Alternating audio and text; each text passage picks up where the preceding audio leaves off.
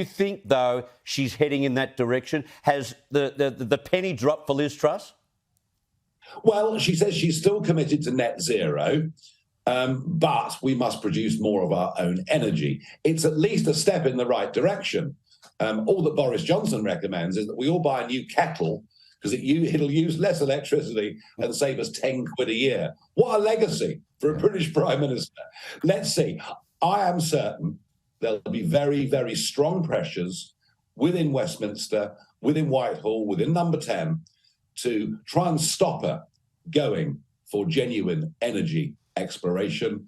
But I think if enough of us, as commentators, broadcasters, politicians and newspapers, if enough of us shout loudly, I think something will get done. Whether it'll be enough remains to be seen. Yeah, it has to. Now, you'll be here in 3 weeks' time and holding your entertaining evening with Nigel Farage events in Melbourne, September 26th, the Monday, in Sydney on Tuesday, the 27th of September, and in Brisbane, Thursday, the 29th of September. You're obviously going to talk about the similarities between the Conservative parties in Britain and Australia, because it's stark, isn't it?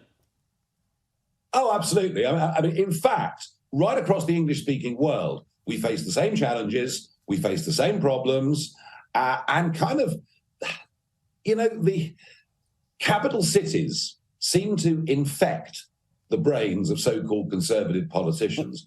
They all seem to move to the left. They all seem to move to the centre. They all seem to become Labour-lite, and then they're surprised when they lose elections. And the lesson I've learned, certainly from the Conservative Party, when I kicked them hard again and again and again, and in 2019, they actually stood on a genuine Conservative manifesto, and guess what? They got the biggest majority since Margaret Thatcher. And the same applies in Australia, the same applies elsewhere. It's no good being Labour-lite. If you're Conservative, be Conservative. Reduce the size of a state. Give people incentives to set up their own businesses. Get the dead hand of government off the backs of people. And that's what needs to be done. And, look at the lockdowns. Look at what Australian people were made to go through. Now, I know a lot of this was the fault, of course, of the local states, but actually, did Scott Morrison stand up for liberty during the pandemic? Well, I think we know the answer. One quick one. What do you think Boris Johnson will do now? Not that you'd probably care, but what will he do? Oh, he'll be in America.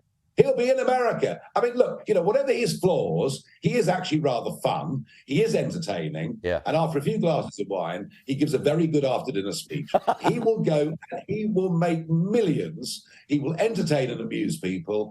And then he may consider a comeback, because I think the British Conservatives, unless Truss can really turn this around, they're heading for an absolute walloping at the next general election. And who knows, Boris may try to come back. We'll see you soon down under. Nigel Farage, thank you very much for your time.